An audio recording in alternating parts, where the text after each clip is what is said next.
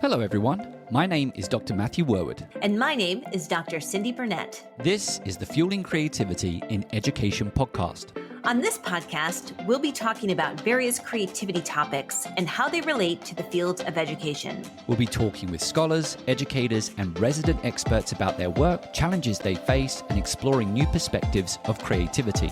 All with the goal to help fuel a more rich and informed discussion that provides teachers, administrators, and emerging scholars with the information they need to infuse creativity into teaching and learning.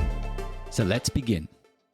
Hello and welcome to a very special Thanksgiving episode of the Fueling Creativity in Education podcast. And I say it's a very special Thanksgiving episode because Cyndi and I did something that we have never done before, and it's a first for our podcast. Cyndi, what did we do?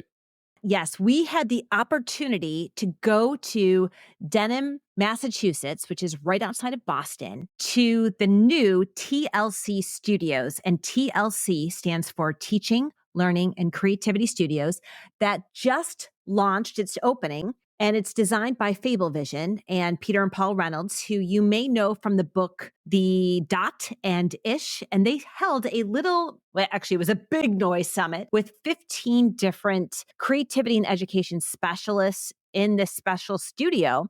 And so Matt and I decided, hey, I wonder if they would let us use their podcast studio to record a live episode. And well, they did. Surprise, surprise. And we decided to make this our very special Thanksgiving episode. So we have so much gratitude for Peter and Paul Reynolds in letting us use their space and interviewing them as part of this special podcast. And also gratitude to Donna Luther, who was a previous guest on the Fueling Creativity in Education podcast. If you haven't watched that episode, Donna Luther is a principal of a Montessori school just outside of Dedham as well. In fact, it's in Dedham. It's about 20 minutes from Dedham. Okay, 20 minutes. But I think Donna was very influential in organizing the Big Noise Summit. And there was just incredible people that had some amazing conversations. It was a really great group of people. And I'm hoping that we can reach out and bring some of them onto our podcast episode. But it was also a little bit last minute. I mean, from a creativity perspective, we kind of had this loose idea of wouldn't it be fun if we went out and actually did a live episode? We didn't know what it would look like. Wasn't really familiar with the equipment. We hadn't planned it. We kind of just went into the studio and just went with the flow, didn't we?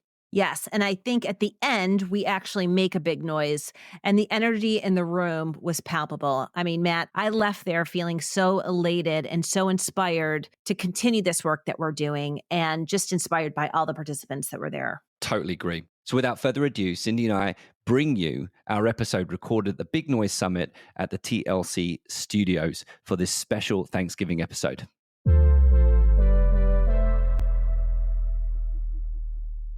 Hello and welcome to a super duper episode of the Fueling Creativity in Education podcast. It's Thanksgiving and I'm extremely thankful for where we are because Cyndi, where are we? We are together in Boston, Massachusetts, doing an incredible day-long conference. And it's called the Big Noise Conference, and this is the first time we've ever done a podcast together, isn't it? In person. In person, yes, it is the first time. And we have some great guests that are here today at this Big Noise Summit. So Donna Luther, who is our first guest that's going to be on this special gratitude episode, is a head of school at the Inley School, which I have had the great opportunity of going to. Talk about gratitude. And it was the most creative school I've ever been to, a pre-K through 8th grade school. And she also runs the Summer Stars program in Boston. And so Donna, welcome back to the show. I'm so happy to be here. Thanks for inviting me, and thanks for being part of the Big Noise Summit. And thank you for inviting us to be part of this Big Noise. So I know you're one of the people that came up with this idea, so we'd love to hear from you to start. What made you decide that we need a Big Noise Summit? We need a big noise because there are so many of us that believe in creativity and education. And it seems to me and seems to us that we're all in little silos around the country and around the world. And the idea is if we all got together with the same message that we know and love and it's deep in our hearts, that we could really make a big noise and figure out how to extend the idea of creativity in education in very big ways around the world. So we wanted to gather some folks with like minds about that. We don't always have the same approach, but we certainly have the same intentions about creativity in education. How do we get together and become sort of like the Beatles, greater than the sum of our parts? And Donna, we are planning on inviting some of the guests who have been here today, but could you just give us a little bit of sense of where everyone's coming from and some of the specialities that we've got on display today? Absolutely. Well, first of all, we have the two of you, right? And that's a huge gift to us. So thank you, Cyndi and Matthew, because you bring such expertise from very different places, and yet an amazing sensibility about kids and creativity and what should be happening. Matthew, in particular, thank you for your session that you did with us on AI and creativity, because what I understood from that is really the future is still human, which I hope we've all known for a long time, but that's really important to remind us of that technology is a tool, and will remain that and will keep improving, but it's the human's involvement with it that's going to matter. We, of course, are hosted today at the TLC Studio by Peter and Paul Reynolds and their sister Jane, and we're in a brand new place that's going to be opening tomorrow, actually. The TLC Studios is Teaching and Learning and Creativity, and it's here right in Dedham, Massachusetts. And the hope is that the impact of the work of the Reynolds family will bring teachers from all around to actually be together and inspire each other in the world of creativity and bringing that back to their schools, which is so important. I think, like we know about the creativity business in all of us, teachers are in a lonely business too, right? And so for them to learn to collaborate and be together and inspire and spark more creativity in the work that they do is really important. Before you leave, and thank you so much for kicking us off with the group, I'd love to hear one thing that you're grateful for in your school right now. Mm-hmm. Thank you so much for asking. I'm so grateful for the community. I think we're a really community-based school, and you feel the spirit of community when you walk through the doors, and I love being a part of that, and I know all of the children and all of the families do too. And actually, Donna, just before you go, I do want to just pick up on community, because that's one of the things that I felt was a theme running through this morning's discussions, the importance of community. And we're going to be bringing the Reynolds brothers on after you to talk a little bit about the physical space that they set up here as part of the TLC Centre. But the community that you're talking about, it's a physical presence, but also continuing the mission online as well, so you can reach a global community. Absolutely, because I think that not everyone can come to Dedham, but we can spread the feeling of this really around the world. And so we're trying to create a core group that will help propel all of that energy as far as we possibly can. Do you want to bring more creative and critical thinking into your school? Look no further than our podcast sponsor, Curiosity to Create. Curiosity to Create is a nonprofit organization dedicated to engaging professional development for school districts and empowering educators through online courses and personal coaching. And if you're craving a community of creative educators who love new ideas, don't miss out on their Creative Thinking Network. Get access to monthly webinars, creative lesson plans, and a supportive community, all focused on fostering creativity in the classroom. To learn more, check out curiositytocreate.org or check out the links in the show notes for this episode. So next, we are very excited to be sitting with Peter and Paul Reynolds of Fablevision. Now, for those of you who are out there listening, you've probably heard the name Peter H. Reynolds because it's all over children's literature. And you're probably familiar with International Dot Day, after the book, The Dot Book, and Ish, which is my other favorite, of course. But so many books. How many books do you have? Gosh, I don't know. I said 85 books with my name on it. 85 children's books. So we are so excited to be here at your new TLC. And we would love for you both to talk about what made you decide to build this space, create this space for educators, and what your goal is for this space. Great to be hanging out with you again and making some noise, some big noise. Mm-hmm. We are in TLC Studios, which is a part of our not-for-profit, the Reynolds Teaching, Learning, and Creativity, right? The Reynolds, right. Hence TLC. The Reynolds Center for Teaching, Learning, and Creativity, Reynolds TLC. Yeah. And about 30 years ago, we started a company called Fablevision. And it was an animation company originally, and then it turned into an interactive company. And because we had both been doing learning. You were doing learning in the workplace. I was doing learning with kids in schools. And we compared notes and just checked in on the universal truths of learning.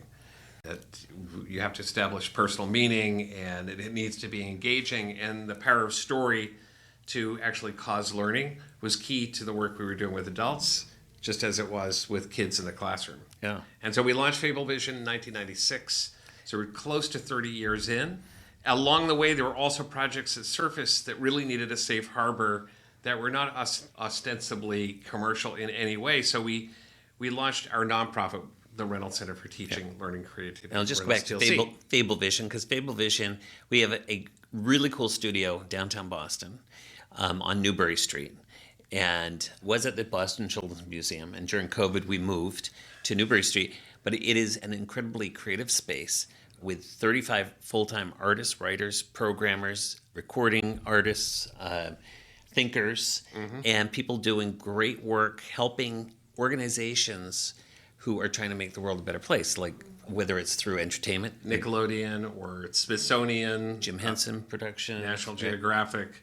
So people come to us and say, can you help us cause learning in a creative way using some form of media, storytelling, and technology? So we've been doing that for 28 years with an amazing team. And on any given day, we probably have another 30 to 35 freelancers out there. So we've got a lot of creative people in the Boston area doing amazing work. And if you come visit our space, and you're invited to come hang out in that space, you will say, as most people do, wow, I just feel more creative being in this space. And so over the years, I said to Paul, I'm like, really what our studio is, the feeling of the best classroom, right? You just feel more creative when you're in that space. And we have more work to do when it comes to school design.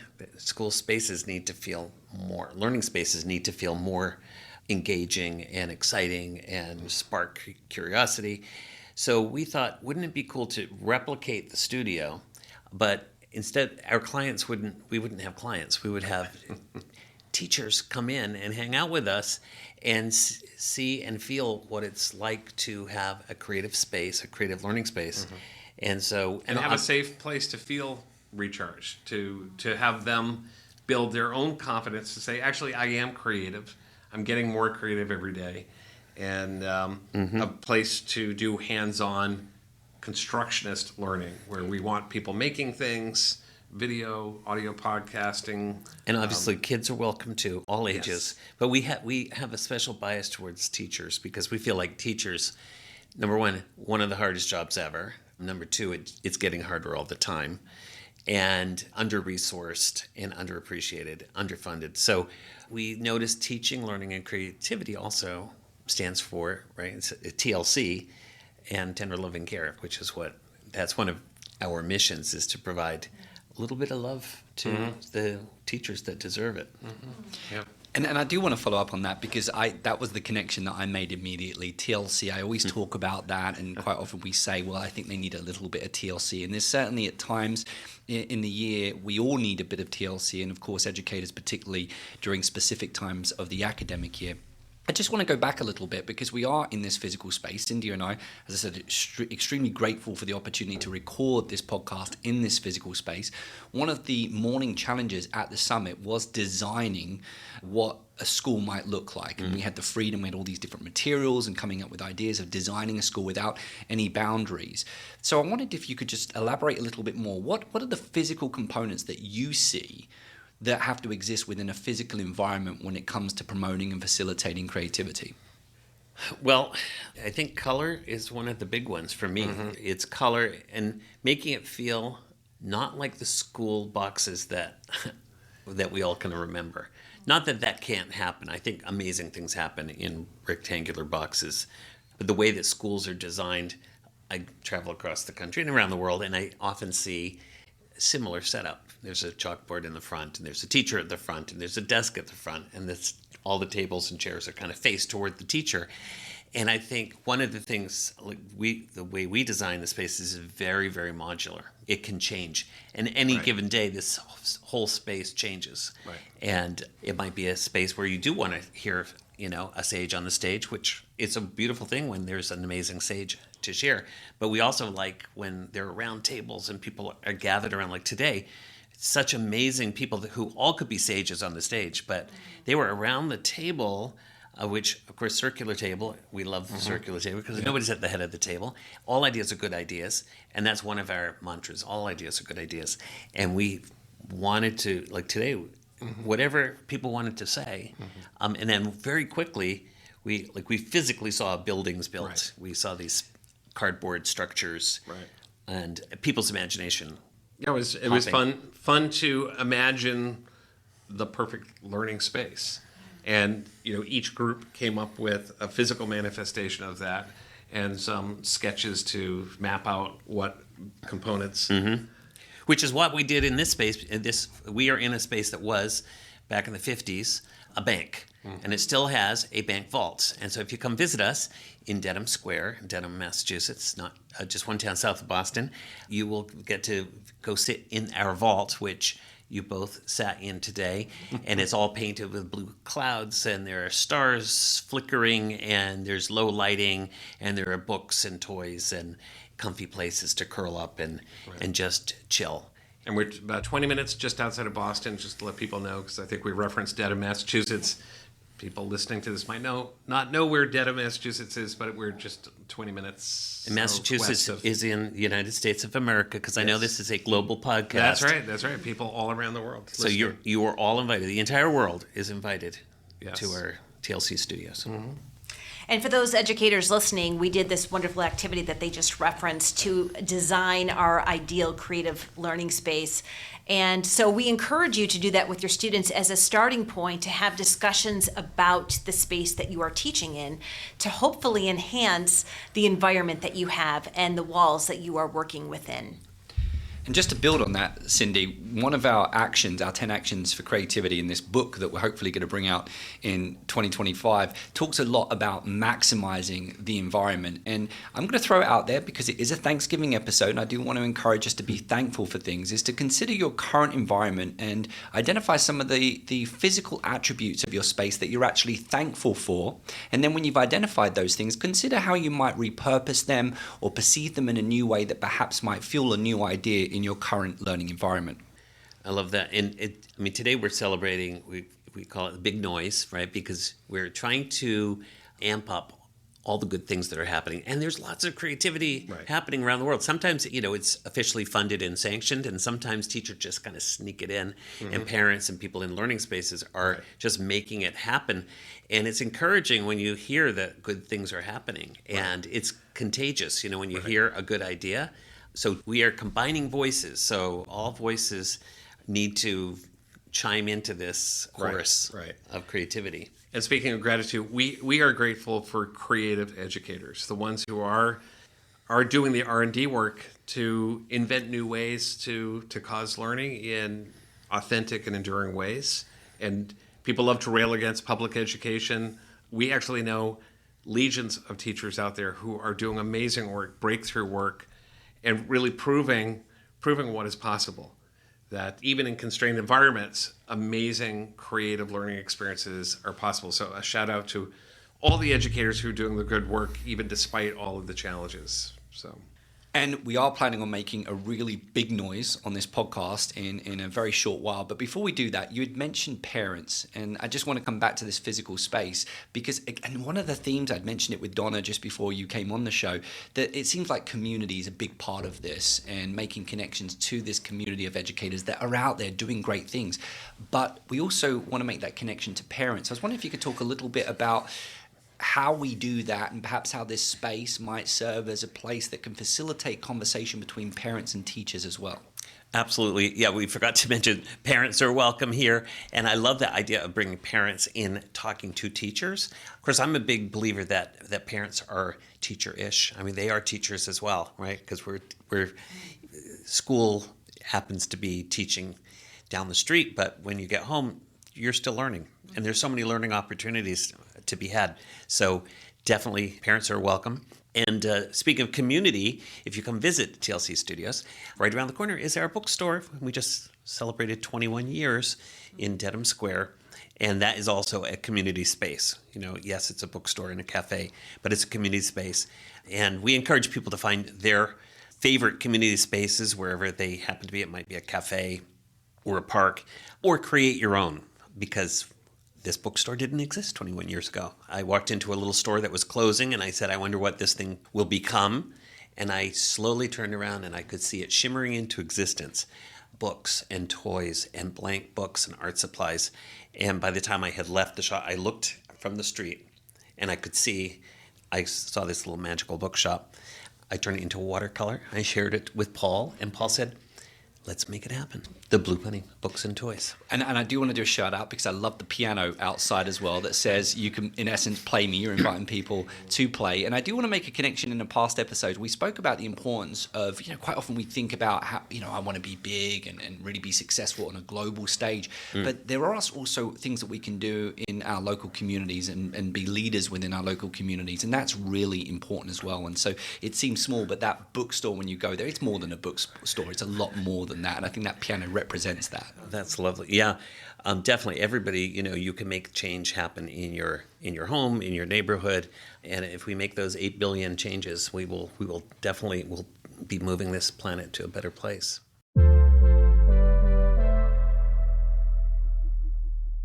So we are concluding this amazing day of making big noise with some of the most creative educators we have come across. And we are so grateful on this Thanksgiving special episode to be sharing some big noise with all of you. Ready? Okay. And...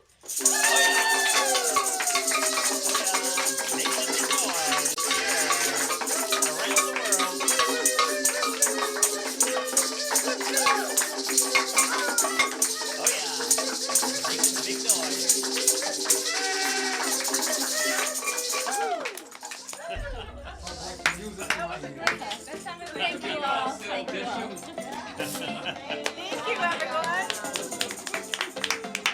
Thank you. Thanks for helping us make this happen. This episode was produced by Matthew Worwood and Cyndi Burnett. Our podcast sponsor is Curiosity to Create, and our editor is Sam Atkinson.